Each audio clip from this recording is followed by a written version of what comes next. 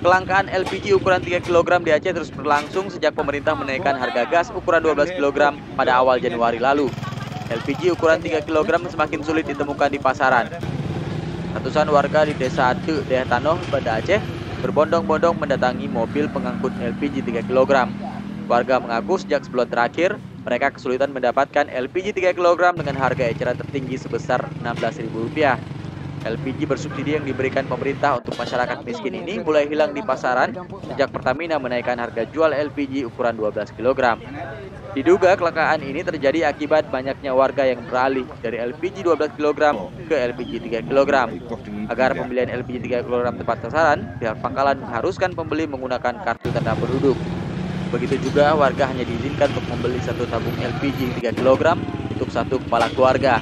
Akibatnya warga harus mengantri untuk mendapatkan LPG bersubsidi ini. Halimah, salah seorang warga, mengaku dirinya dan warga lainnya telah mencari LPG ke sejumlah pangkalan dan agen. Namun LPG 3 kg kerap kosong. Menurutnya beberapa pedagang eceran ikut memanfaatkan kondisi ini.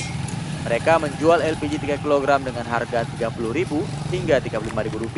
Kami yang penting gas ada, barangnya jangan mahal.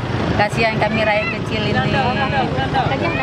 Sementara itu di sejumlah agen penyalur LPG 3 kg di Banda Aceh, stok LPG 3 kg ini kosong.